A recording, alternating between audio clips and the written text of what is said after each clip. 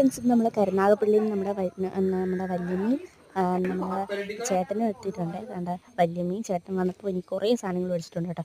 ഒരു ഏക്കർ സാധനങ്ങളുണ്ട്. ഈ ഗർഭിണികളെ കാണാൻ വരുന്ന കൂട്ടാണ് എന്നെ കാണാൻ വരുന്നത്.